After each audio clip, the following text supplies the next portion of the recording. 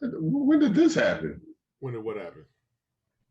Some pop up. Anyway, yo, you watched The Walking Dead, right?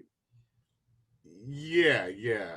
I like it. Watches me now. Like I'm not really into it, but I watch it because I put in so much time. All right. Yeah, that brings me to that point too. Like, I mean, there's this zombie apocalypse challenge that's on Twitter, but that's not what I'm here to talk about. Like, people be telling me to watch Walking Dead and stuff like that. I gotta be. I'm not gonna watch your show. Don't, Like, don't. not even just that show. I don't care what show it is. Whatever that show, Dungeons and Dragons show. What's that? The one on HBO. Oh, you talking about Game of Thrones? I'm not watching that either. Once the show gets up, you know what? I'm not gonna lie to you. I did over the last month watch Shameless. Yeah. Because it was a ridiculous amount of seasons and I never got around to it. I finally sat down. I was watching episodes throughout work, throughout the day, whatever, and got through it. And it was a good show. And the ending, it still wasn't worth it. I'm not gonna lie to you. You Yeah, know, I mean that's it. Like if I catch it, I catch it. If I yeah. don't, I don't. But like I hate when I meet people and they be like, you know what you need to watch? Nigga, no. I like Like I'm not like there's 9 million shows, bro. I like I'll catch compact it if I catch it. I like compact seasons of shows. Like you know what you should watch? No, Netflix got exactly. Netflix got a show called Startup. It used to be on Crackle. I'm not gonna lie, I've it's seen kind of that. good. It's kind of I've good. already watched that. You know? So Oh, you I already might saw watch it? something like that. Yeah, yeah. I was like, okay, okay. So But I guess for me personally, in my short attention span, I'll look at it on YouTube for like a week so I can catch the clips, and then I go back. I'll be like, YouTube gives a good like synopsis. Like speaking of, one YouTuber I watch, he does like hood movie reviews, and what was that movie I've never seen? Love and Basketball. We were talking about it on Club. Yeah, I've never seen you've that never movie. seen I it. don't. I saw it because I was forced to watch it, but I wasn't really paying attention. Other like it was a lot of commotion. So There was a you lot of know, commotion through Love and Basketball. yeah, man, I'm It trying to comes be. on BET I'm every trying to be clean, 5 days. Like right? you But couldn't catch Love and Basketball. I couldn't watch it. I was distracted. They But played, they played for our heart. Like you missed the whole. I was saying all that to say because I watch stuff on YouTube, like a review, because somebody was talking about that movie and they brought up Tyra Banks being in it. And I was like, somebody was like, no, she wasn't in it. I was like, yeah, she was his love interest before he ultimately got with Sanaa Lathan. And then I was like, I literally said, I've never seen this movie. And I go, yo, I watched that movie review though. Like, I watch a movie review because it's like 20 minutes, but the whole movie, I'm not. So you basically watched Cliff Notes for movie reviews. Pretty much. I basically watch. I You have, just I you have, can't. you have an extremely short attention span. I do. I have an extremely short attention span. Sometimes I need people to guide me in that right direction. I use the internet for that, but we'll get to that because black and ugly as ever I stay used and down to my socks. It's another episode of In My Humble Opinion podcast. I've been and I am one of your hosts, Avery, like a very nice guy, also known as Avery Zadius, also known as Vince McBands, also known as Carlton Banks. I got a lot of names here. The Highway 6 God, all those things that I am. I am all of those things. And I'm here. Oh, you can find me at Avery Zadius on Instagram, and you can find me at Vince McMahon's on Instagram and all socials. And I'm here with my brother, the co-host, a great writer that I know because I know another writer. Now you're adding. We've had a couple of guests that have been writers. You're We adding. got You're another adding one. to your writers. Okay. Okay. There you go. Yeah. So my brother Jess Devon, ladies and gentlemen, writer for the Houston Press, writer for Bald Head Aficionado, writer for Low key one right there. you said what? I said that's a low key one. A lot of people don't read my articles in Bald Head Aficionado, but we did a great article on the dangers of tea tree oil like last month. People slept on it, but it's cool. The dangers of tea tree oil. And what are the dangers of Now, tea if tree somebody oil? Googles this article, they're going to be wildly disappointed because it doesn't exist. But I know. I was just gonna.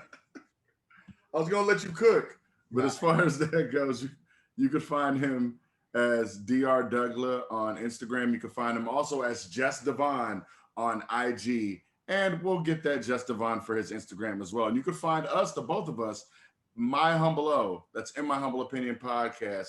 Want to thank you in advance for, tuning into us and listening to the full podcast and, listening to other ones. And remember, if you want to like, share, and subscribe, you got to be a part of the Humble Hive. So you might want to do that. And today we got a great guest with us today. I've actually been a fan of this gentleman because prior to social media, there was this era, right? Well, social media was kind of there, but not really. There was this era that came up. It was like a grassroots movement. It's like the blog era, right? In the late 2000s, hip hop blogs popped up like how new podcasts pop up. This to us.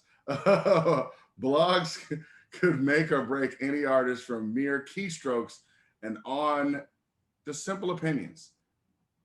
It's one of the most controversial yet oft forgotten eras of hip hop. Drake, Kendrick, Wale, Chief Keef, and a plethora of many artists emerged in this era through the help of blogs getting the word out on releases and, vibes of the artist. A grassroots movement that made you feel a part of the rise and sometimes the fall of each individual artist. Not only did you see an artist rise to fame, but you could also see some of these curators hone their skills and write for different publications. And that's how we get to our next guest. A writer, Radio 1 online editor, a storyteller who's written for some publications like Complex, Billboard, Pitchfork, Vibe, Fader, Houston Press. You said what? I thought somebody said something. My bad. That's just you. Keep going. Hip Hop DX, and a U of H alum, straight out of Mo City. Brandon Caldwell, ladies and gentlemen. Brandon Caldwell. Wow, that was in my humble opinion, that was a pretty damn good introduction. I was like, dang, it made for the wildest thing is that it made me remember, like, like the blog era literally was the birth for a lot of different artists and also a lot of different curators and names now who basically got their starts just blowing up a WordPress or a Tumblr account and just kind of just feeding into it, because the greatness of the blog era was pretty much, it was still the Wild West. You didn't have as many rules in terms of labels. You eventually made partnerships with them and things of that nature, but you basically, if you saw something on Z Share or Mega Upload or one of those file sharing sites, and you saw like, oh, it's a new mixtape or it's a new song just popping on SoundCloud, you immediately plugged it in. And I think what my focus was at first when I started mine was basically, I just wanted to write about the stuff that was fun to me. I think one of the first things I wrote was about June the 9th, 2009, about why Eddie Murphy didn't seem funny anymore. And then from there, it just evolved into a hyper-focused blog and sect that just was focused heavily on national music, but with a very keen focus on Texas music and Houston hip-hop in particular. And from there, you just kind of like watch it grow, watch it evolve. And then you watch the moment when streaming comes into effect, and pretty much now it's not as the same. It was that blog was called Dana Dream. My old partners have kind of resurrected it in a weird way and call it a hypocrite. You just take away a majority of all the vowels out of that. Funny enough, I I let go of my baby the moment I inked my deal with Radio 1. Really? Yeah. It was a situation where you're going from running your own thing, and it's fun, it's great, it's amazing, and you understand that you're holding on to something because you created it. But when you move on to corporate America and corporate blogging, if you wanted to put it that way, you're basically just saying, you know what, this thing here, which is my child, has caused me, it's almost like parents, it's like, it's caused me headaches, it's giving me love, it's giving me satisfaction, but I got to be an adult now, and certain things you're just gonna have to come to grips with. Certain things you're just gonna have to be like, yeah, you know what, this works. This works a little bit better. So here I am, and there it is. I mean, I was at an event one time. You were speaking and you were talking about Day in a Dream, because Day in a Dream was moving numbers. It was gaining popularity. You said you guys were hacked. Yeah, we got hacked. On a few occasions we've got hacked.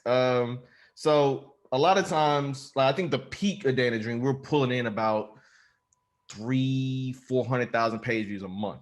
And this is just, we had no ad space, no nothing. This is strictly off word of mouth and hard work and dedication from the team that we had with Hope Carter, Cecilia Smith, Nee Austin now, she's married, Trevor Piper, Bradford Howard, Carlita Whitley, Jonathan Scroggins, David, so on and so forth. Like we built Kelsey Dan, we put out a squad, right? Like all these different people, Brad Gilmore, who've all like done crazy stuff, right? So they're all like part of this. And it was, I would say, a couple times where I would look like I would go in the back end like, damn, did I pay the bill this month? I know I paid the server bill this month. And then I look, it's like, nope, I paid it. The server people just didn't necessarily have a great failsafe. So it was around, I would say, last year or so, I kind of peeked in on it because I still like had like financial ties to it, so to speak, so I still have to pay for the server bill. But I looked up, I spoke to the guys over at DreamHost who's hosting the site, and I was like, so what's going on here? And basically it's like, yeah, so your server got hacked, and it's pulled down a lot of those files that you had, and basically now a lot of it's corrupted. I was like, oh my God. I felt a way, not for my work and what I've written down, because again, that's like, it's whatever, but I felt like that was 11 years of work that the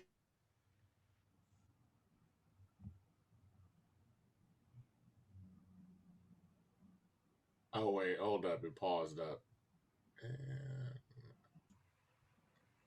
Yeah. So it's 11 years of work, and for me, I didn't feel like a major type of way, because I just thought about like a lot of things, and now they're stuck in my Facebook memories, right? Like I remember writing about this. I remember writing about Malcolm X and Muhammad Ali and their friendship, and how like their ultimate betrayal went and kind of set the groundwork for a lot of different things. But I was more upset for, the writers who had put in that work, and it basically been like, if they wanted to pull them clips to like, show off their growth and how they're going to be, how they want to work with other publications, it's like they couldn't do it from the one site that was pretty much their home, because it was just us. It wasn't like we had any corporate backing. We didn't have any I would say hedge fund, anything like that. It was just like, yo, we're gonna start this blog, and we just gonna just throw shit at the wall and see what sticks. And lo and behold, loving on Texas hip hop and loving on Houston in particular kind of gave us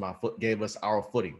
I will forever say that, I may have created something, but it wasn't as if those people didn't put in hours and time to like write and like formulate and talk and kind of be like, yo, we need to do this down the third in order to make it even better. Absolutely.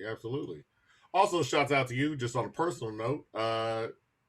David connected us, and you're what got me back in my foot in the door for writing. Because David was like, don't you write? I was like, yeah, I wrote for like All Hip Hop, and I'm like naming all the stuff. And he goes, cool. Come write at the Houston Press. He goes, you know what? Do this job for Day in a Dream, and then we'll send it over to the press. And I did the job, and you sent it over, and you're like, this is good, da da da. You post it, and we sent it off to the press. And right after we sent it, David goes, hey man, before this one, like, when's the last time you wrote an article? And I was like, like college. Like, no, I said, law school. He's like, yeah, well, like, what year? I was like, about 10 years ago. He was like, yo, don't tell them that. I was like, all right, cool. And it went over great. You helped me get my foot in the door, helped me learn a little bit about working over there at the press too. So it worked out really well. So I appreciate it. Yeah. Funny enough, Danny Dream was my springboard to work at the press for 7 years. It was basically a gate. Basically, I liken Dana Dream, something I created, to my gateway drug into really being a better writer, a better understander of essentially how the music game works even more, right? Like you have your cursory ideas of how it works just by reading trade magazines and just kind of keeping your ears to the streets and things of that nature. But really just writing about this music and kind of having an innate feel for how you want things to sound and read like kind of got me to where it wanted to be. And then I think I was talking to Kyle Hubbard on Twitter, and he was like, hey, so the Houston Press is looking for writers. And my girlfriend at the time, she was like, why don't you go for it? And I'm like, well, I guess. Like I didn't know like how much the pay was and like that. I just saw like that's a springboard. It's a step. And that literally, I think I applied for them December 2011. Yeah, December 2011. So I wait, was it? Yeah, it was just 2020. Yeah, yeah. So like the first thing I wrote was because it was because it was a Jeezy concert at NRG. I was like, let me name all the young Jeezy songs you can have sex to. And that was like the first one. And then from there, my mind and my role kind of shifted because Shea Serrano at the time was like the top dog in terms of hip hop writing over at the Houston Press. And then the batons just kind of got passed to me. And it went from me hyper focusing on, the next generation, the next class of rappers that were coming up and making noise and being very, very talented and great. So that lasted for 7 years. That lasted for 7 years, from 2011 to early 2018. I think I left not long after the National World Series parade. Okay.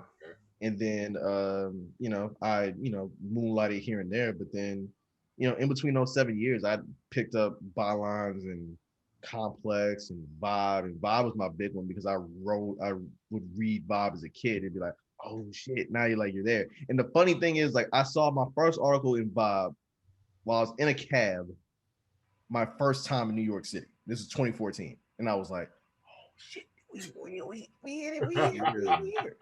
So all this to say early on is just like say, be confident in be confident in things you want.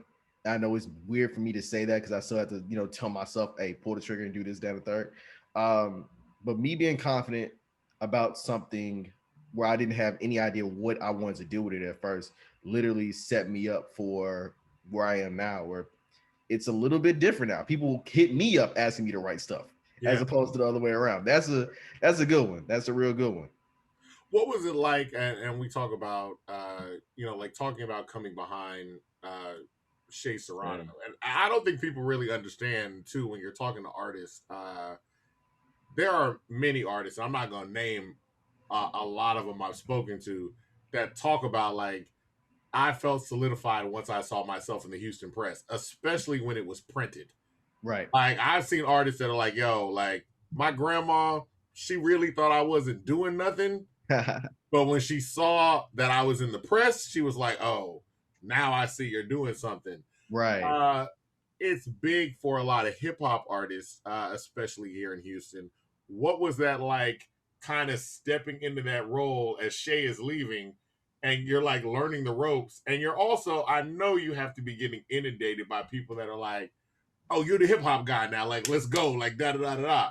So, what was that like learning on the job as you're filling these shoes? Right. So, Chris Gray, who is by far one of my top 3 editors in life, Chris helped teach me how to basically shrink my sentences to like get my point across, because I am a verbose ass person to begin with. Like I can go on for a good 30 minutes telling a great story, but it's like, hey, how can we take that 30-minute story and shrink it down like 5 to 10? Right. So I would say you always need a great editor. So him being on board as like my go-to, him and Jeff Balke, basically helped situate how I wanted to sound and how I wanted my own presence to be felt. And then looking at Shea, you're like, oh, okay. I have to, what he's doing, I want to do that, but I can't do it exactly like him because otherwise, where's my voice in it? Like if I do it like him, I'm just aping him as opposed to just being me. And when you get that feeling, you don't really get that feeling until maybe a year or two into it, like maybe 2013, 2014, when he's kind of starting to, work at the ringer. And it's at that point where I'm like, okay, so now what is it? How do we feel? How do we do this? And I don't think I really felt like, oh yeah, you made it. When I wrote about Drake's Nothing Was the Same and it got published in the Village Voice. And I was like, oh, we in New York now. Oh, okay. Oh, I guess it's real. I guess it's really real. And when you become like anointed as the guy, you get hit with so many different pitch ideas, this, that, and the third. Or why was I in the press for this particular release? And I'm like, do you realize how many different rappers are out here? Yeah. Do you know how many of them are good? Because the thing is, like, as a writer, if you put your stamp behind somebody, that means you got to ride for them until whatever. I don't know if that's an industry secret or not, but a lot of times we are the ones that kind of have to, nudge a publication. Like, hey, if I say this particular artist right here, this particular singer, this particular group, like, yo, they got some go. So all it is, like, I think when you get that kind of like anointing, like, it also gives you a little bit of power and nuance to like decipher who is good and who isn't good and who kind of needs to be, given higher amplitude in terms of coverage and things of that nature. Now, I know you're over there at 97.9 now, but going back to Day in a Dream, because you were talking about the amount of traffic that it was getting, just the inception. What made you decide, like, you know what, I just want to start my own blog and get it going? Mm-hmm. And then at what point did you realize, like, oh my God, like this is successful? Like people like me. I think it was, all right, I remember this for as long as I live. The biggest site traffic day involved Lindsay Lohan, no less. And this is like this is just on some just regular blog stuff, right? You know how when you get a story, it's not even about Houston, it's just some genuine story, like, hey, so you got Lindsay Lohan and this is, her photo spread for Playboy. Brad Gilmore posted it. And we posted it about, I would say, 9 or 10 o'clock on a Friday. AM or PM, brother? AM. Okay. In the morning. So we have full range of viewers, right? That one particular day, I think we got 238,000 views. Golly. And this is strictly off of Lindsay Lohan being in Playboy. And I was like, well, I hope they come back tomorrow. When we talk about these raps.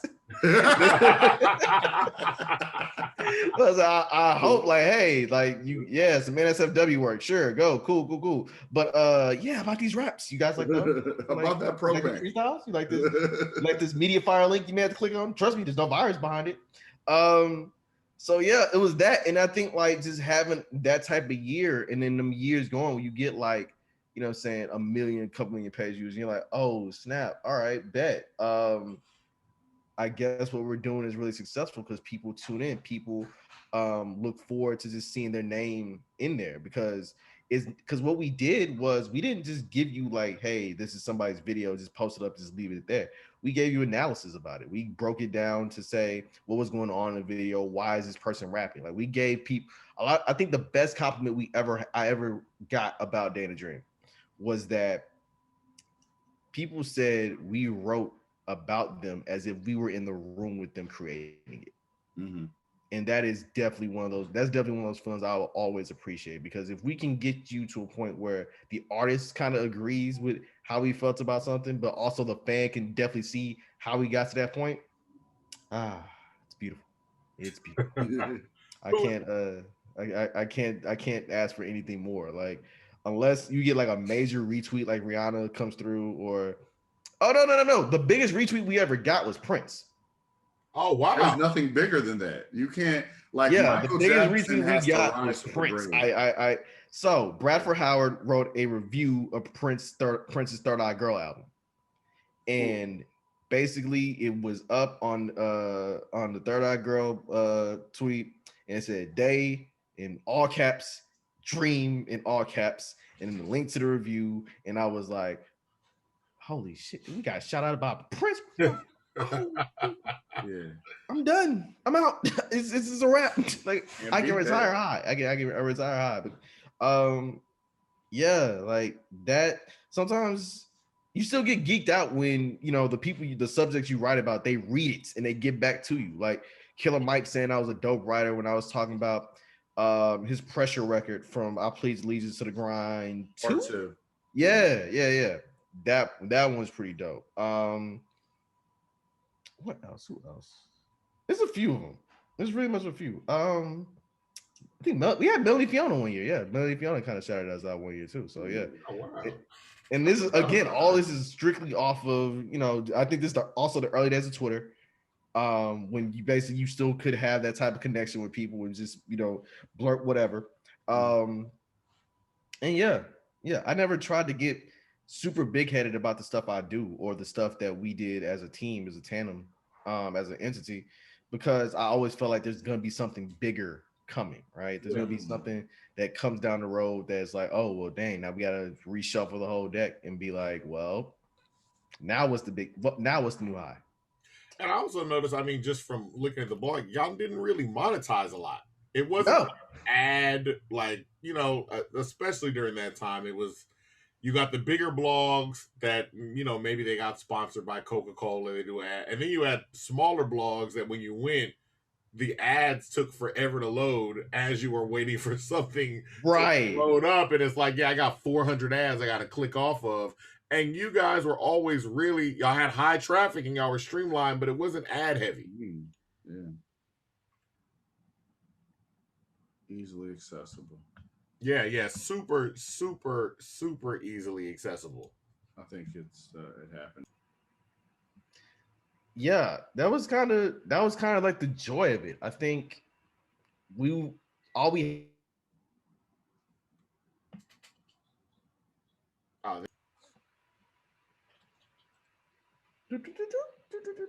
Yeah. Yeah. It's doing Oh it. man. Okay. So how do you blow up the way you do without monetization? It was fascinating because I would see little Google AdSense checks and we literally have to wait like maybe 3-4 months or so before we get the little $100 from Google AdSense. And I wasn't bugging about it. I wasn't upset. It was basically like asking like, wait, why do you do this? I did this for the love. And then for the most part, you're literally showing people a type of intimacy and affection via your words and via your attention that they may not get from places that literally, if they don't hit this particular budget number, then there's no point, right? Um, so in doing that, it was just more like appreciating everything we posted up there. Like we posted up articles about Ferguson and about, you know, the militarization of the police. We posted up articles about protests going on in Berkeley, California when that was going on. We posted articles about, you know, deaths, historical facts and featurettes and things of that nature. We did a lot of work that, like, if you were to pitch that work to somebody else now, you definitely get a nice little chunk of change for it. But we was doing that out of love. Like we was doing that like, yo, like people need to read this, people need to hear this. So I think a lot of times money kind of corrupts it and kind of makes it like, but I think I'm glad the way it went. Like, if Dana Dream or Hypocrite, if it happened to make money hand over fist and like generated its own income, I can just like chill out, whatever. Like it was Bitcoin or me playing the stock market, then you know that's cool. But I think at that time we were mostly about the love and mostly about the genuine appreciation of the fact that we had a full say on what we wanted to say and we didn't necessarily have to like deal with stuff. Now, the moment I left and I had to leave because of some of those reasons, then well, you know, that's life. You can't satisfy. But where does your love for hip hop come from? Okay. So my love for hip hop originally arose via my dad. If we were doing this, if I was doing this interview in the other room, which is the record collection room, you would see basically an entire wall full of vinyl records, right? So from him and my mom, I got a love of blues and appreciation of funk and R&B records and a little psychedelic rock because my dad was a hippie. One of our favorite songs together was Leon Russell's Tightrope. I So like that. from there, I remember going to Gill's Records and Tapes off of 2234, right next to the Yup. Kroger in the liquor store. I Yeah. went there and I was 7 or 8 years old, and my mom was buying a tape, and I was like looking around, and I was like, "Ooh, Tupac." I didn't even. I say again, my mother had no idea who Tupac was. My father maybe, mother no. So I was like, "Ooh, what do I get? What do I get? What do I get?" It's 1995. I'm like, I'm gonna get this one. I ended up pulling Me Against the World. Pulled that one. She bought it, not knowing what the heck was on it or what was going on. Ran home, popped it in, listened to it, and that was my first one. That was my first one. That was my first tape that I ever bought was Tupac's Me Against the World. I got in trouble later that summer for rapping Dr. Dre's Keep Their Heads Ringing. Because I was being a goofy little 7-year-old kid talking about ring a ding ling ding a ling ding dong, as opposed to like ring ding dong, ring a ding ding dong. And then I think it was a year later, fast forward to 1996, I'm at daycare, and one of my friends at the daycare was rapping real slow, and he was rapping "Pimp the Pen" by Lil Kiki, and I was like, oh, this sounds dope. I don't know what the hell this is, but this is dope. And I was like, okay, I think we here now.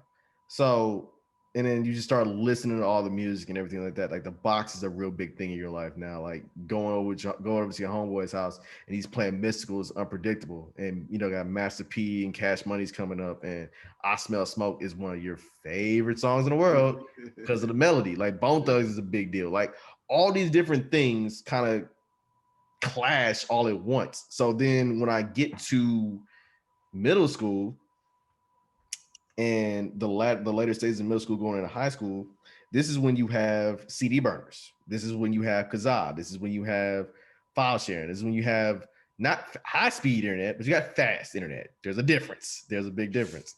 And I looking around, I was like, wait, if I got good internet and a CD burner and I know this music, I have a hustle. So I became known as the music guy in high school solely because I saw people burn CDs. I saw people mix CDs. People came to me with they list. I could cook them up. 24 hours later, they got their music right back in their hands. And that was like my first little hustle. That kind of helped me build my MP3 library.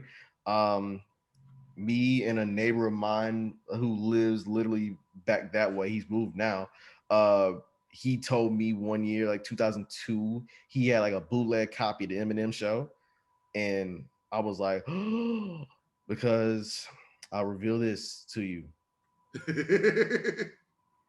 From the years 2000, from the years 1999 to maybe 2001 or two, Eminem was my favorite rapper.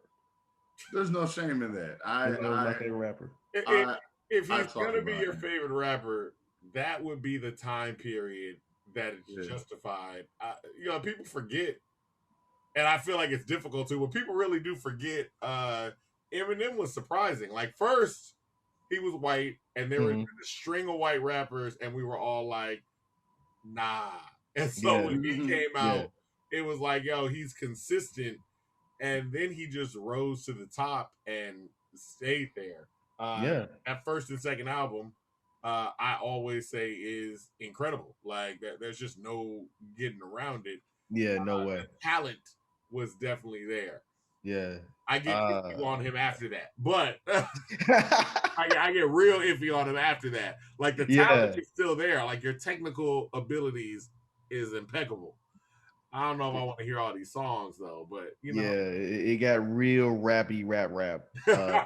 Real lyrical miracle on that side. Ramen, porridge and orange and napkins and napkins, all that, right? Yeah.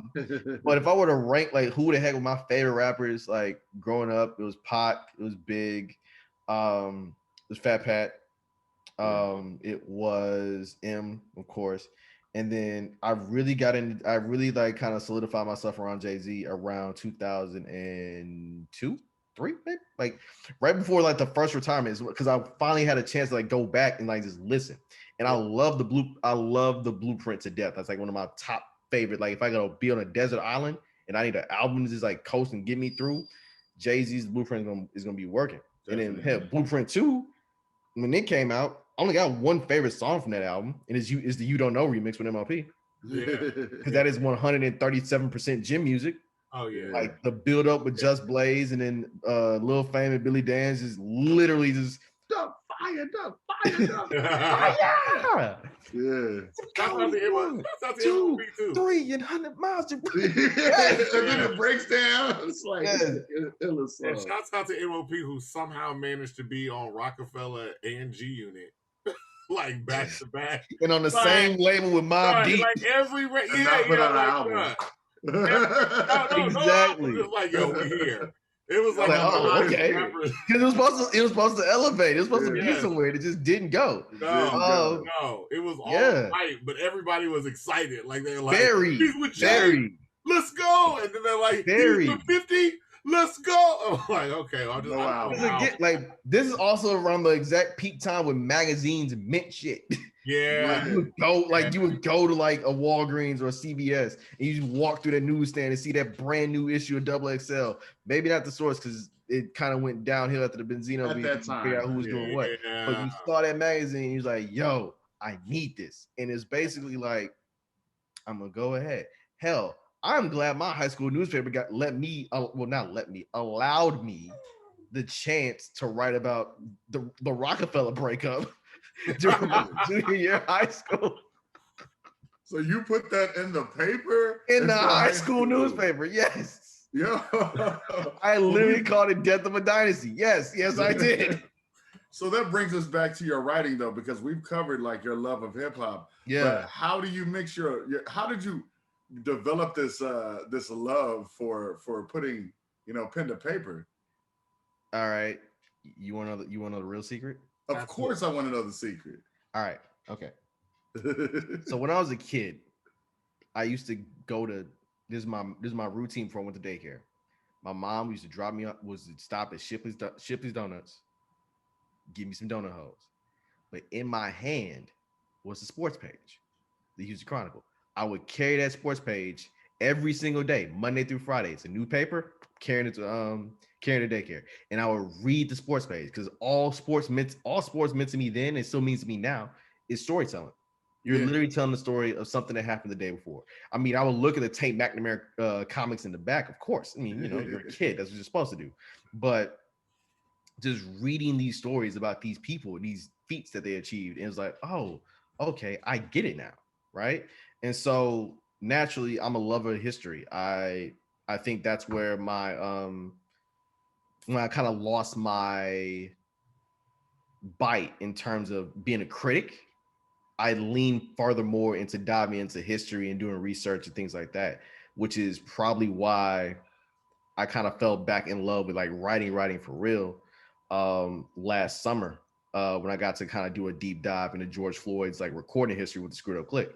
That pretty much brought me back because again, all this really is storytelling. You're telling a story. Like you can tell that story in a drab kind of way, like a blog post, like saying rapper X is in beef with rapper Y. You can tell this in a more open and flowery type of way if you want to go like a retrospective on Jay-Z when he first came up, or the awkward period between Jay-Z trying to live up to the Notorious B.I.G.'s image by creating this shiny ass music with Puff, but it's not the same. So you end up getting it. So he was like, no, I need to do my own grimy stuff. And this is why you get In My Lifetime Volume 1 being such a hodgepodge of arguably gray ass Jay-Z rapping, and it's brought down by these shiny ass. Why the hell did you do this? I know what boys like. What I was know that? what boys like. Yeah. Sunshine. Yeah. Wait, hold on. Wait. Before you guys continue, I like and will defend every line, every bar, and even the beat of Sunshine. That's it. Are you defending his suit though? I'm about to say you suit can the defend. video. You ain't defending the video. There we have. Nor the colored ceiling. You can defend. I like it. that I mean, video. you know, Okay, I I like it. Okay, I do. On volume 1, I immediately go to those last songs. The last few songs on volume 1, I'm like, dang, I'm sorry, but I know this album, but I know how y'all feel about it, but these last few songs is classics. Like crap game. Yeah, Where I'm from, you must love me. Yes. Once you get to where I'm from, and then you get to the end, I'm like, God, Kelly Price is on there. He shot his friend. Like, yo. So yeah, but it was definitely a we see what Puffy's doing. Mm-hmm. You can tell the difference. You can definitely tell the difference because you can even the fun singles of that record, like Imaginary Players, Who You With, like okay, I see where we're going with here. Like the Angela Winbush samples, bet. And it's like, wait a second. What is this, David? What is this Rocky type stuff? What is this? No, this is not you. This is not you. Yeah. So I think all this boils again, and that was a long way to answer a question, but just storytelling. Like from my childhood reading the sports page to now my love of history and just knowing random ass factoids. That's what just made it work. Like if I needed to, I could literally give you the last 25 participants in either the Super Bowl or the NBA Finals. Damn. Okay. So if we go like, know what? Fuck it. I'm doing it now. Fuck it. So I'm doing it anyway. All right. We're going from 96 to 2020. I'm going to close my eyes just to prove a point here. All right. So NBA Finals: Bulls, Sonics, Jazz, Bulls, Knicks, Spurs, Lakers, Pacers, Lakers, Sixers, Lakers, Nets, Nets, Spurs. 04 is Lakers, Pistons. 05 is Pistons, Spurs. 06 is Heat, Mavericks. 07 is Cavs, Spurs. 08 is Lakers, Celtics. 09 Lakers, Magic. 2010 is Lakers, Celtics. 2011 is Heat, Mavericks. 2012 Heat, Thunder. 2013 Heat, Spurs. 2014 Heat, Spurs. 2015 Cavs, Warriors. 2016 Cavs, Warriors. 2017 Cavs, Warriors. 2018 Cavs, Warriors. 2019 Cavs, Raptors. 2020 Lakers, Heat. You didn't miss a beat. I checked. I was looking right as you were saying it. You didn't miss one. All right. So, and now to go from Super Bowl 30 to now the last Super Bowl we just had. So that's Cowboys, Steelers, and there's Cowboys, Steelers, Packers, Patriots, Packers, Broncos, and the Falcons, Rams, Titans, Ravens, Giants, Rams, Patriots. Bucks, Raiders, Patriots, Panthers. Patriots, Eagles, Broncos, Seahawks. So okay, well, 41. Bears, Colts. Then you got Patriots. You got Patriots, Giants. Then 43 is the Steelers and the Cardinals. 44 is the Saints and Colts. 45 is the Packers and Steelers. 46 is Giants and Patriots again. 48, which is the Kaepernick joint, is Niners and Ravens. 49, Seahawks and Broncos. 50 was Broncos and Patriots. 51 is 28-3. The Falcons and the Patriots. Oh wait, I forgot what in between there. There was a Patriots Seahawks in between there too. Sorry. Patriots Seahawks is 2014. Yeah, and then in 2015 you get Broncos Seahawks. No, you get Broncos Seahawks because that's when the first one. And the is when they went back to back trying to go up against the Patriots. So that's that. Then you get Broncos Panthers for 50. 51 is 28-3. 52 is the Patriots and Eagles. 53 is Patriots Rams. 54 is, I may be wrong the number though. Chiefs 49ers, and then the last one we just had was Bucks Chiefs. Yeah. And you weren't wrong with the numbers either. Even when you went and caught yourself, yeah, you caught back up. You were right. You were right with the numbers too. Because I was looking. I was making sure, brother. Are you more interested in the storytelling behind sports or the storytelling that's involved in music? A little bit of, I don't know. I don't think there's a one that oversees the other because both of them are human.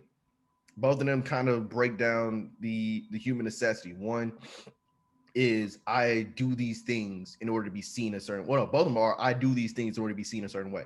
Like if you're LeBron James, you're Michael Jordan, or whomever, your goal is to be seen as the greatest. Point blank. Period. If you're a boxer, you are literally fighting for a giant purse that says I am rich, I am better than this man. Right? As a rapper, you are basically arguing for creative greatness, artistic achievement, and the validation that comes from sales, critics, peers, awards, that and third. I think all this kind of boils down to acceptance.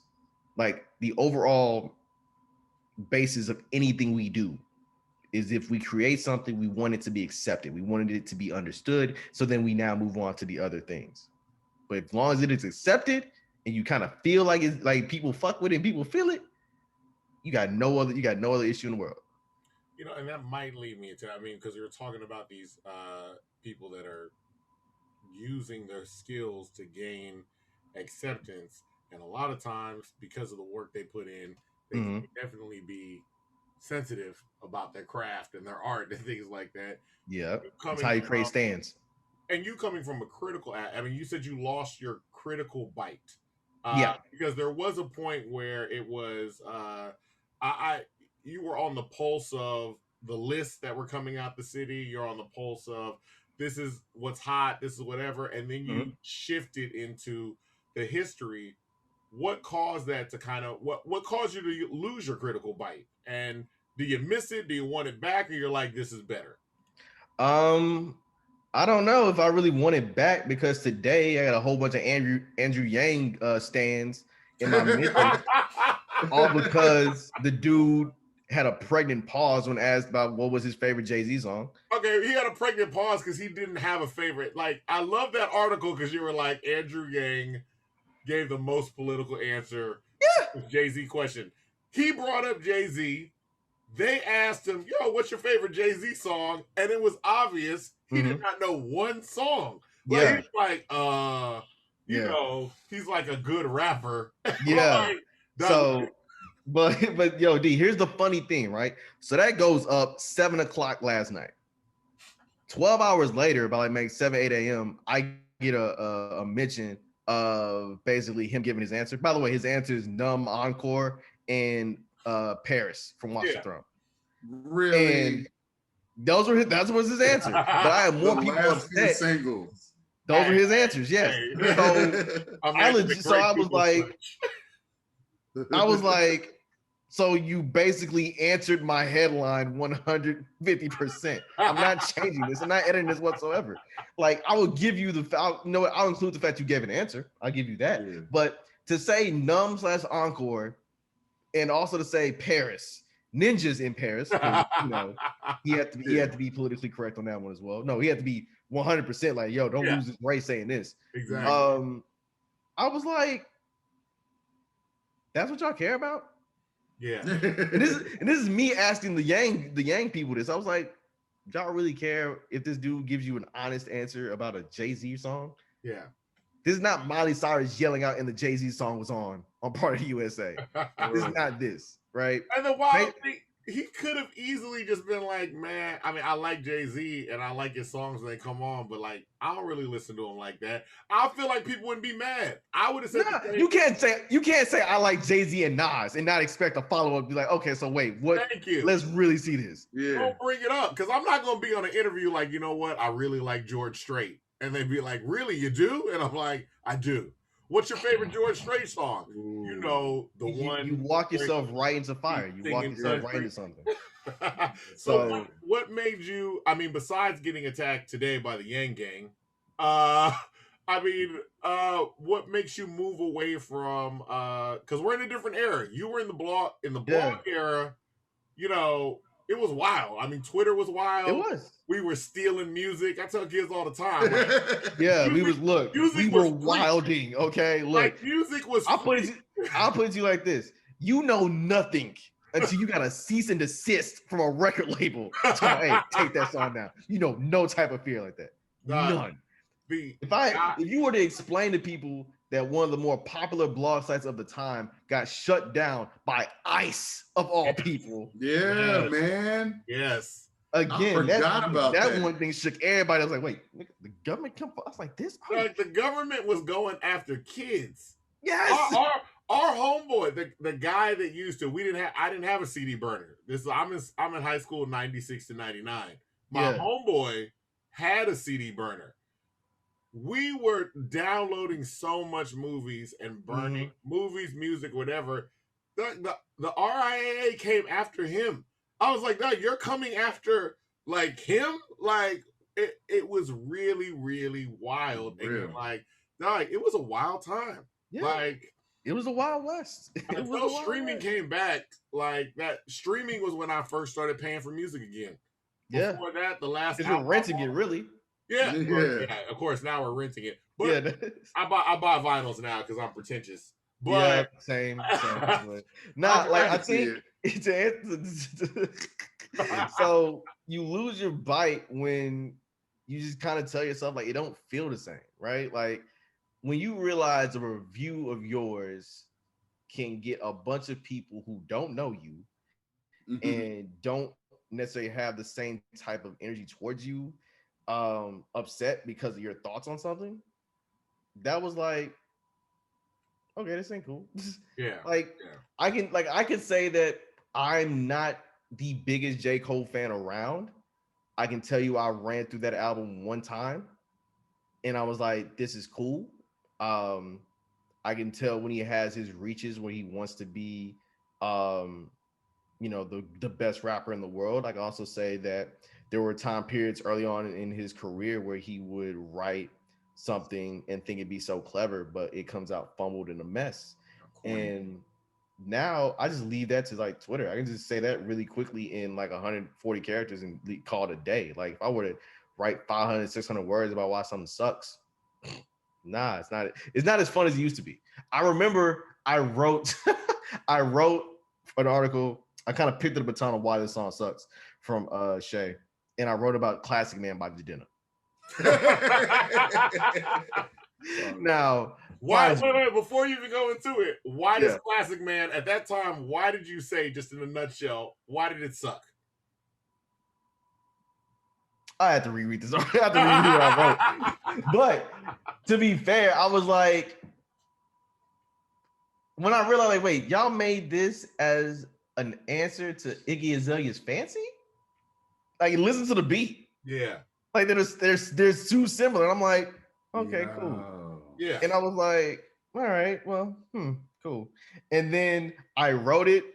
It blew up, did whatever, right? I'm like, oh, okay, cool. It was not until I saw my old classmates from high school hit me up. Was like, dang, you a hater, bro. You have to making music that's not necessarily all like everybody else. I'm like, congratulations. It ain't that wasn't a fun song for me. It wasn't. I'm a classic. Now he looks like a goddamn Roman Reigns stunt double. So I don't know. He does. I don't know. It was one of those things. Like I think I had fun with it when I knew things I could be very snarky and be very opinionated about. And now I'd rather use my snark and my wit to turn a phrase and kind of crystallize in the history of certain things. Like when I write about Devin a dude or write about UGK or write about write about the things that I love, it gives me more energy, more joy. I get to be more creative with shit I love as opposed to shit I don't like, I detest. That's why I halfway stopped writing like lists of things like that. I'm like, nah, I'm just gonna just go ahead and show love to everything I actually like.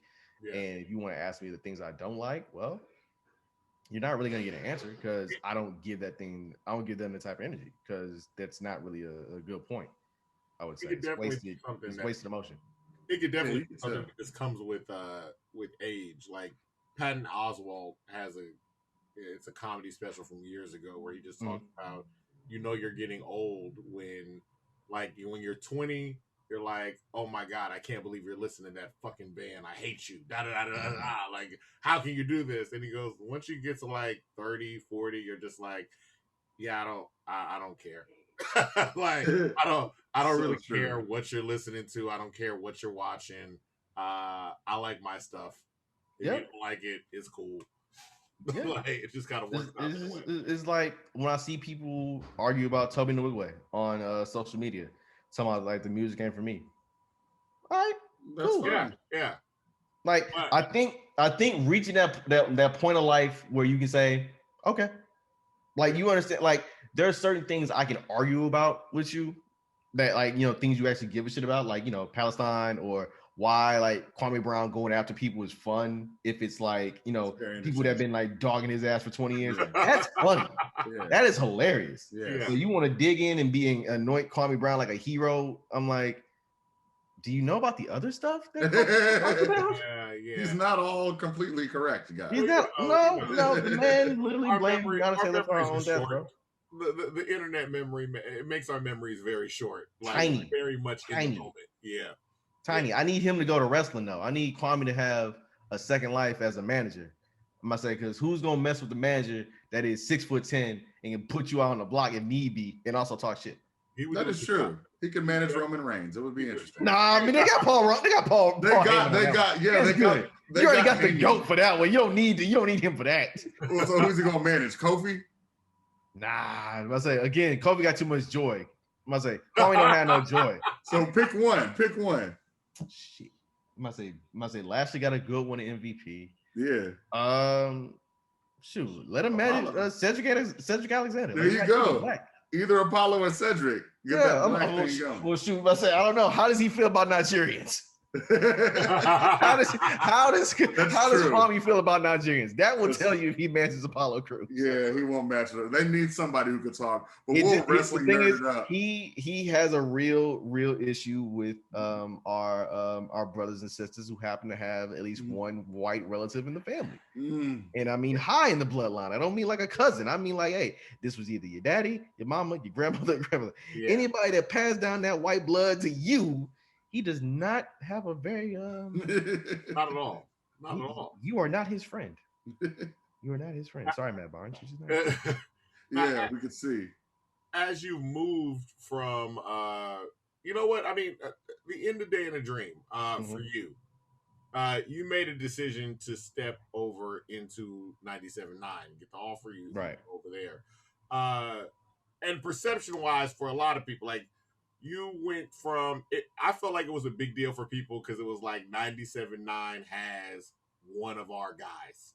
Like that was one of the big things. They're like, yo, the guy is over at 97.9. What was it like making that decision to move over there? And what was kind of some of the immediate things where you got into where you're like, okay, this is a lot different than, me doing my own thing. Okay. So it was almost like jumping from, you're on a team and you love your team, but now you're going to a team full of complete strangers. And now when you are the leader and you basically have full say on whatever goes on with your own thing, and that is my dog saying, yeah, he's when you have your own thing, you kind of get to call those shots. That's one thing. But when you kind of have to scale down because now you are part of something bigger in terms of corporation, but also there's a far wider reach. You basically have to tell yourself, like, take some of the same tools and techniques that you've built over the last 9 years or so running your own thing and apply it here. You know that certain things you can't write about, 100%. Yeah. You know there are certain things that you have to kind of work in because you come from an era or a blog type background, and you literally just have to tell yourself like, well, here we are. This is what we kind of worked for. Like we worked for a job where we literally put all this hard work into. Now people pay us X amount of dollars, and we have insurance and we have benefits and paid time off just from blogging.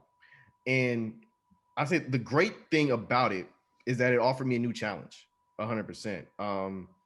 I literally kind of saw the writing on the wall when it came to blogging as doing your own thing.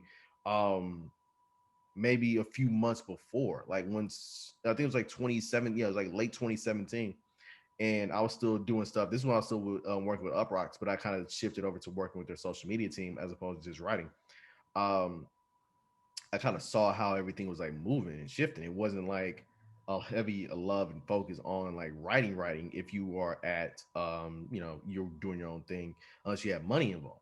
And my main thing was like, I don't know how, I'm gonna say who the heck's gonna latch on to us like that, because we want to be part of the Complex Network. We want to be seen as this big major thing. And once I kind of how I even got pitched to work at 97.9 came from literally working without attending a hip hop book club event here in late 2017 based around Big Crit's. Crit was here. Okay. A friend of mine, well, he's now a friend of mine now. I was a complete stranger to him then. It was me and him, and we were pretty much answering all the questions. And Hip Hop Book Club, if you don't know, is an outlet out of Dallas. At Kenny Reeves, Sobe, um, T Lee, like they come together, and they the same way you have like a regular book club, they do that, but they have it centered around albums. So Hustle Grade, which is the entity that Kelsey McDaniel put together, with her group of friends, they kind of brought them down here and kind of made a one-on-one thing. So we had it at Alley Cat, and I was going just rattling off stuff because again, I literally wrote about this album for Complex, like I would say 3 years prior. We would start like celebrating like the no 4 years prior. It was 2015. We were celebrating the 5th anniversary of it, so I knew all these things. Right? It was this was because again, Crit was here. To this day, it's still my wake up album. Like Never Go Back is still my alarm to get up in the morning. Okay. That's to tell you how much I love that album. So I'm just doing that, and it's like, dang, I said, this dude kind of know his stuff. Okay, cool.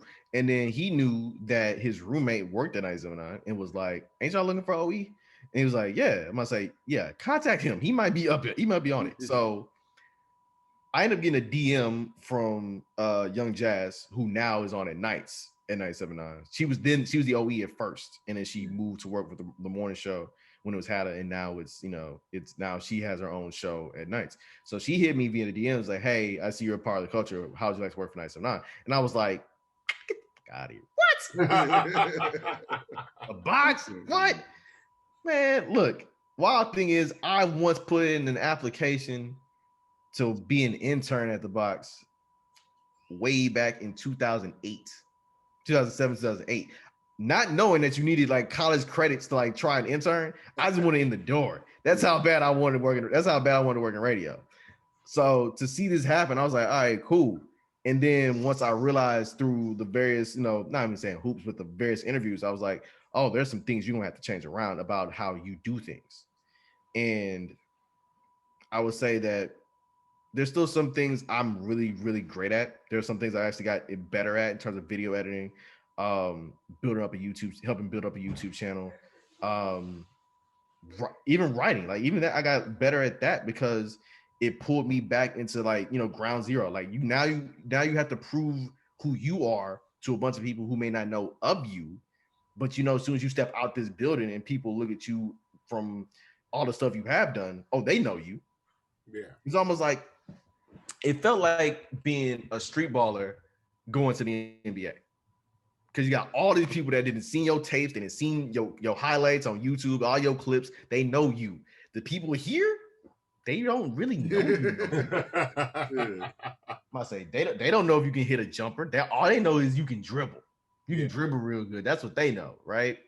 So in the 3 years since, a lot of stuff has been built up. A lot of stuff has kind of evolved in terms of not only me writing, but also me being part of that team and also understanding that, sometimes it's good just to play the background again because you were the face of something for a very, very long time. So it's kind of like I need to like not be the face of something. I need to kind of like let other people shine, it's now my job to make sure these people look good and to make sure their like individual brands, whatever, blow up and do what it need to be. But again, like the scary thing about it was when I said like, okay, I'm moving away, is that do I have faith that this can continue? Like, do I have faith that Dan Dream can continue the way I would want it to continue? And I did. I had faith, because again, this is something that everybody can have a hand in. Like it's literally, it was literally created at first for something for me to do when I was trying to figure out what I wanted to do with life. And then from there, we end up bringing in all these different people, and they've all used it as a springboard to do whatever. That's what it eventually morphed into for me. And my vision of it is that like, if you're going to write for us, congratulations, you're coming here to kind of like, we're going to edit, we're going to kind of peer review, kind of sharpen your skills, sharpen your talents up. And then, if you say, hey, Ebony wants you to write for them, or Essence, or whomever, by all means, like jump, or the Houston Press, like by all means, jump for it, go knock it out, cool. But just know, like, if you ever just wanted a home just to come back and like like just to like be on, like if you're talking wrestling, like you want to be on the indies right quick fast, get a match in and be like, that real love, yes. I missed it. You can always come back here. You can always come back. So that's excellent. That's excellent. You were talking earlier too about, and Shea Serrano, and we've seen what he's done. I mean, every writer's just seen what he's done, especially yeah. if you're from Houston. And I feel like it's every writer's goal to do that, but in their own particular kind of way. Mhm. What are your goals? And like, do you want to write books, or do you want to, I was gonna say, do you want to be on the president's book list? Of course, everybody wants to be that. So I mean, like that's the thing. Because the president's book list equates to more money, more money, more money. Exactly. Yeah. I was like, yeah. Man, my goals, they've morphed and shifted. I think I used to do this very thing where I used to like jot down what I would want, right? I remember being on a plane in, I think it was like 2018. I was going to LA and I wanted to pitch to Pitchfork JID's The Never Story because I wanted to review it. Didn't go anywhere, that particular thing, but ironically enough, George Floyd's passing opened up a whole door for writers to kind of come in and speak, whether it be about race issues, things like that. I still took it to music because I think, again, no story ever dies. And when you find out a new facet about someone, it is now your job as a writer, as somebody who wants to tell stories, to kind of dive into it. So I ended up, I said earlier, I wrote about George Floyd's, time with Screwed Up Click. And I remember last summer, like going to marches and I hear his music.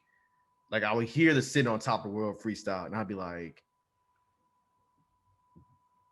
oh, y'all for real. Oh, okay, cool, bet. And it just kind of just gave me back to a gateway. So again, heck, if I really thought about it correctly, I probably would have wrote a book about Riding Dirty. But instead it's just a very dope essay on Pitchfork. So I don't know. I think my goals now, they shift so many ways. I just think I want to just write about different things and help shape other writers. People ask me like, when are you gonna get into podcasting? And I'm like, I don't know. Like the lane's pretty much, it's full. Like there's so many different people are doing so many different things with this, and it's beautiful to get this many voices on topics that, sometimes you may get a same topic, but you may get like 15 different sides of it. And some of them may be witty, some of them may be, pointed and thoughtful, and other maybe they suck. Yeah. But they out here, right? Oh yeah. I say people's out here. Like you guys, like you have this podcast in which it is literally the both of you, and you're saying y'all are brothers, but y'all come at it from so many different backgrounds, and now it makes something beautiful, right?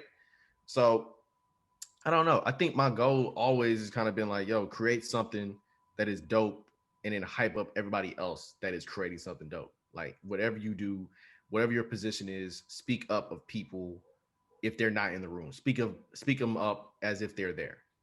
Give gas them up as best as possible. That's why I think people kind of enjoy the fact of some of the things I do because I'm quick to give people flowers and give people Yeah. like that proper energy they deserve. Because if not, then there's a void.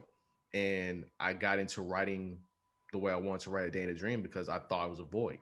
Um, Doing a little course correction at 979, applying my skills and my trade and what I do there. I thought it was a void, and eventually I'm gonna probably find a new void out there and be like, okay, well, let me jump in that and make sure that is hot as need be.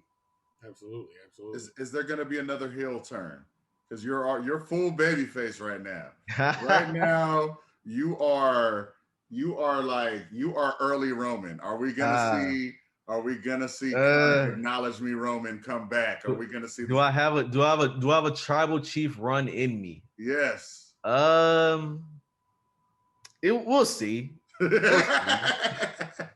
We'll see. I think the way things are kind of going out now is just a matter of adapting, right? Because writing is going to be writing. Writing is always going to be something that people gravitate towards. People still read magazines, maybe not in the same volume. People still read articles, maybe not in the same volume. But in this particular space, they still appreciate work, right? Yeah. And no matter what, whether you may be a dope interviewer like you guys are, whether you be a dope collector of content in ways to kind of translate it out so people can readily like read it and access it. There's a skill in that. There's a skill in research. There's a skill in being a historian. I think where my eventual heel turn is going to be is not in music. Like I'll be like, that's what I think. I think the moment I turn heel again and put like some acknowledgement on my name and my resume is when I say I'm not writing strictly about music no more. Okay. That's when it is. That's when it is. I tried to be humble about it and be like, I figured you would give me the answer because I'm sure you talk to a lot of people and you're like, oh, wrestling, whatever. And we got that commonality because I'm like, oh, yeah. And bring up, because when you talk to people about wrestling, they go, The Rock. And you're like, yeah, nigga, that was 20 years ago. True. Every time you bring up wrestling, I bring up my favorite wrestler in the last one I was watching, Jake the Snake. That's 40 years ago. That's like forever ago. But Jake is still a great talker. Jake's still in the game, though. Jake is still alive. Yes, Jake is still alive. Don't let Devon fool you. The moment he appeared, he might forget. He appeared on AEW. I ain't say nothing to him. Devon texts me with the thumbnail. I'm back. I told you, Jake the Snake. Jake the Snake is the dude. Jake the Snake is the guy. Look, there are two things I want to say before we get out of here. One, shouts out to your daycare because they got you started on that writing path. Yeah. And you saw a kid there rapping slow, pimping the pin. Yeah, shout out to my homie It all Chris. came together. Like, it all came together. And two, this is on our own personal note. We had Shelby Stewart last week, and I just want to say this real quick to J. Cole fans. We love J. Cole. We do. We just don't love him as much as y'all do. Yeah. That's it. And as we said earlier, that's okay. Yeah, I said there's nothing wrong with that. There's nothing wrong with that. That's crazy because I know you thought M on his hat, now he Luigi's brother, is deep. I get it. Hey, man, if that blew your mind, if it made you rewind the tape, cool. That was a good line, though.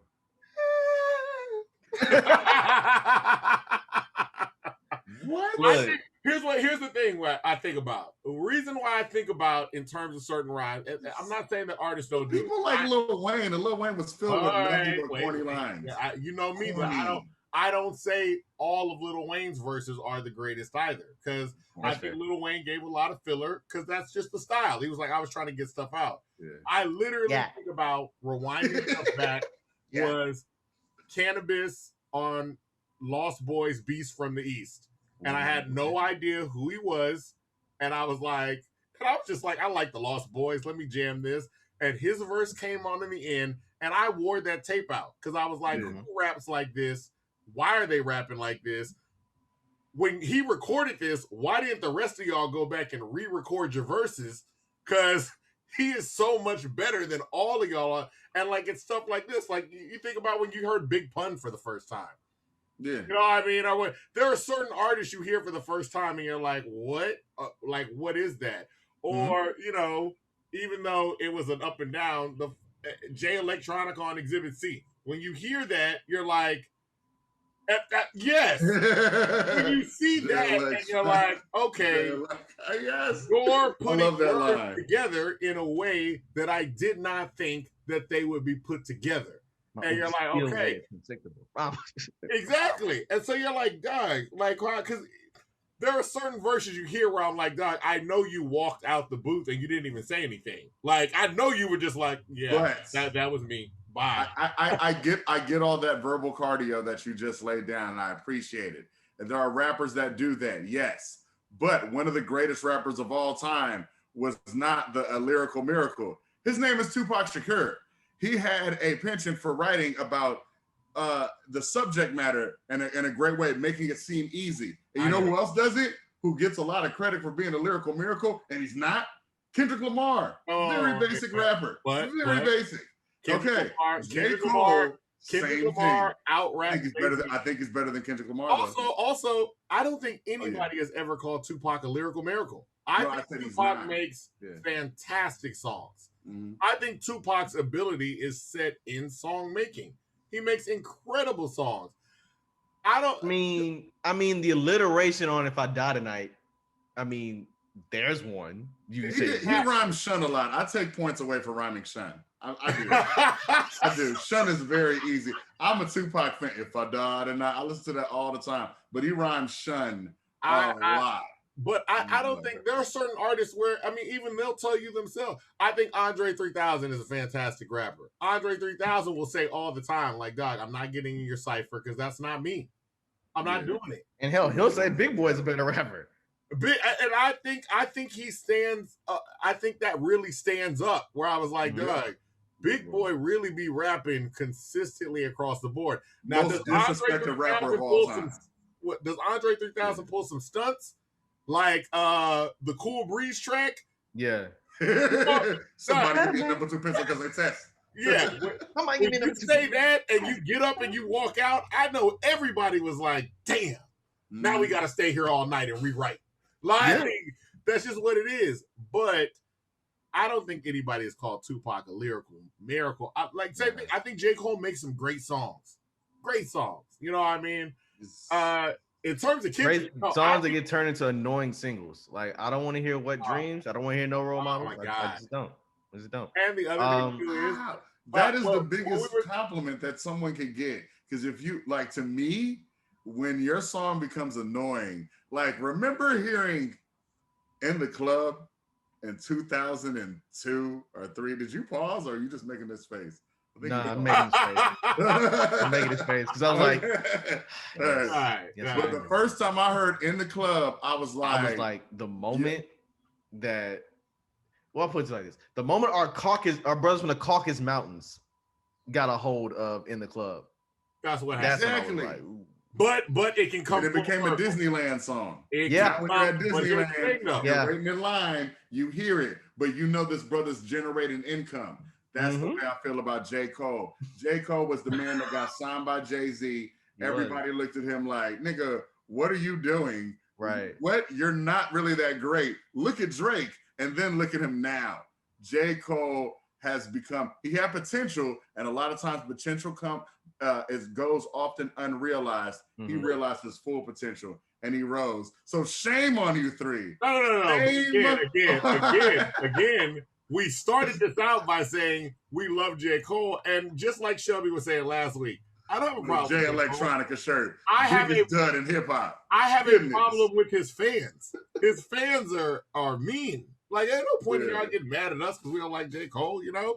Also, 50 Cent in the Club can come full circle because I love the way that black people have re-embraced Return of the Mac. In Houston, we never let it go. I don't know why. It's revisionist history to me because I was like, guys, we did not love this song when it came out. Like, I think we were like, Return of the Mac is Shakespeare, goddammit. Yeah. In Houston in particular, we love. Break down the lyrics of it. Yes. Return of the Mac is about a man who is scorned, who is wronged by his lady. And he told her, you lied to me. Yes. All those things I say I'd rather do, you lie to me. Yes. And what he does, he rises from the ashes like a phoenix to stunt once more. Return of the Mac? Yes, I did. Pump up the world. Watch my flow. I need the world to understand where I'm coming from. And now it's a G-Eazy sample. So it is. But I'm saying in Houston, just point this out.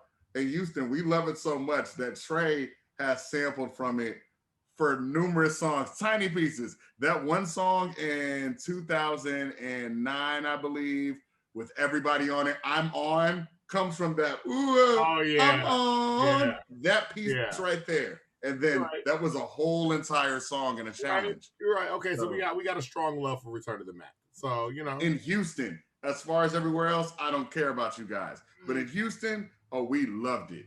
Like, yeah. Now, before we get out of here, because I feel like we can go on forever now when it's a musical conversation. Where can the people find you and get in contact with you? Where can rappers send you DMs? Like, yo, how come I am not being featured in whatever publication? How can I get on the radio? Like, I'm like, once we put this out there, you know that's what they're going to do. They're like, yo, how can I get on? Where can people find you? Okay. Well, to 3 of those questions, in which, where can you find me? You can find me on Twitter @_BrandOC. You can find me on Instagram @BrandOC. No, I cannot get you on the radio. I mean, if you are dope and from Houston, you probably could get on the website. And if you ever want to be like, hey, dang, who got the coldest chicken sandwich in Houston? I'm still going to point you out to Frenchie's and then be like, okay, I'm going to say, go to Frenchie's first, then go to, wow, you are so wrong. Who got the firewood? Is it? It ain't Wendy's. It's a fast food joint. You definitely have somebody that disagrees with you. I was with my brother when he tried the Frenchie sandwich. It was a terrible chicken sandwich. He is not a fan of the Frenchie chicken sandwich. It was dry. It was terrible. Oh man! But you know what?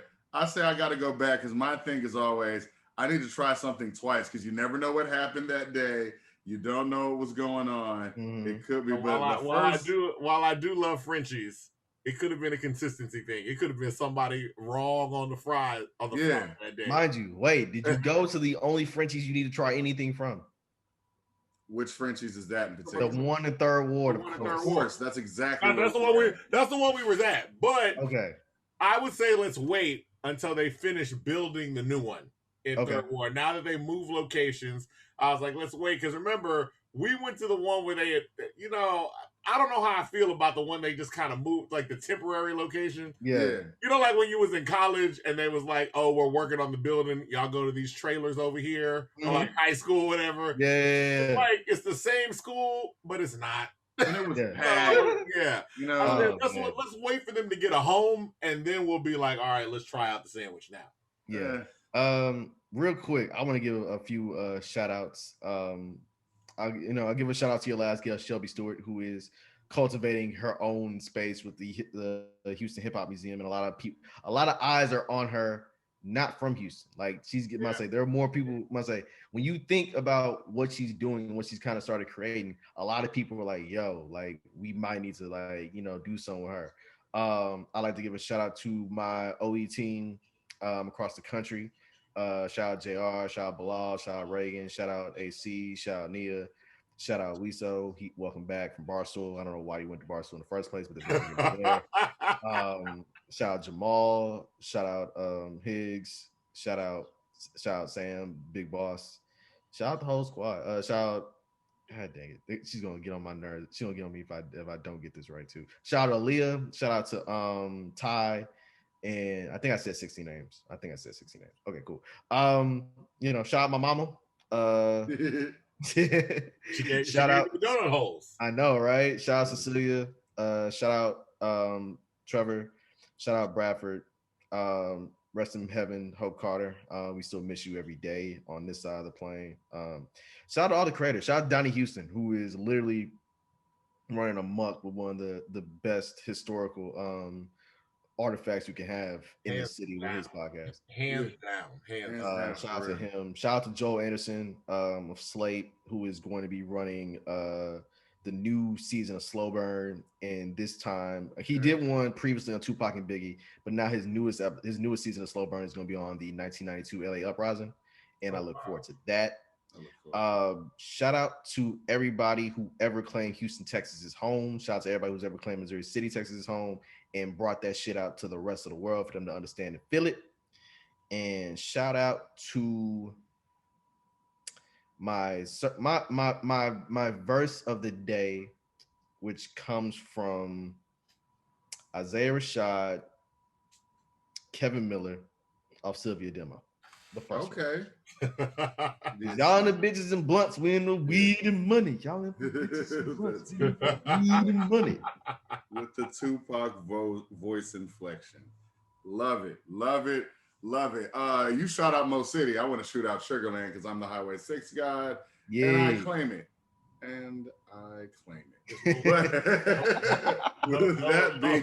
No love for Pearland out here.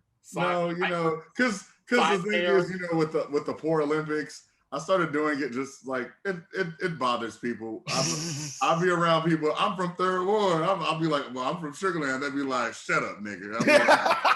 That's not you get fair. talked out the club easily. I just want a rapper to shout out every area of Houston the way that Tupac shouted out every area of the West Coast on the end of California Love. Because we used to make fun of my homegirl in college because I was like, dog, I know he said Sacramento, but dog, where you at? Nobody considers y'all the West Coast. Like, nobody's thinking about y'all when they're like, oh, it's the West Coast California Love. So, yeah. Nah. Or what was it on Old School when Pac was shouting out all the damn all the radio stations. Remember when when Rakim came in, I came in the door. I said it before. And then they lose they shit.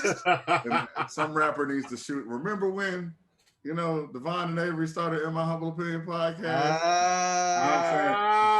Throwing that out there, making it full circle, bringing it back. This has been another great day. We really want to thank you for coming by, Brandon Caldwell. It was always a pleasure. Hey man, really just watching you grow too. Thank you, man. It's been a weird, long traveled journey. I don't think it's over yet. And like I said, that heel turn, it may be coming soon. It may be coming a little bit later down the road, but it's gonna come, and it's gonna be here first. It's gonna be that next joint, and it's gonna be like, well, he told us he's gonna reach his tribal chief era, so it's gonna be a thing. Devon has no idea what we're talking about, which is fine. It's cool. Yeah, I'm not gonna explain it to him. I'm be honest with you right now. Anytime he's talking to somebody that's into wrestling or somebody that's into producing, once y'all say some form of vocabulary that I don't recognize, dog, I zone out. People, rewind the episode. You see my face. I just look straight ahead. I was like, all right, he would start talking to a producer. He's like, so you use Ableton 4632? And they'd be like, which chord did you use for them keys? I'd be like, all right, well, it's about to be producer time. So cool. I have talked about. As soon as you said heel turn, I was like, this is some wrestling shit. All right, cool. We got on one time. I think we talked about how A major was my favorite chord because I like West Coast production. and especially from that time because they use a lot of A major. But we're not going to get into that because Southern music is an F sharp. We're not going to go deep into that. Anyway, with that being said, thank you. Now you reminded me of Ice Cube.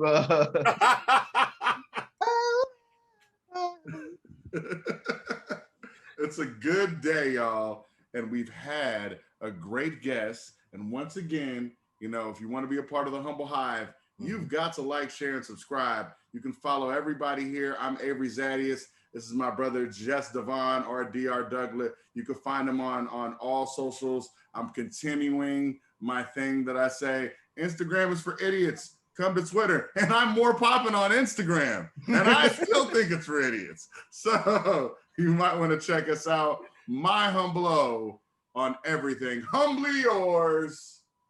In my humble opinion podcast. H-Town's too sweet. H-Town is too sweet. He knows what it means.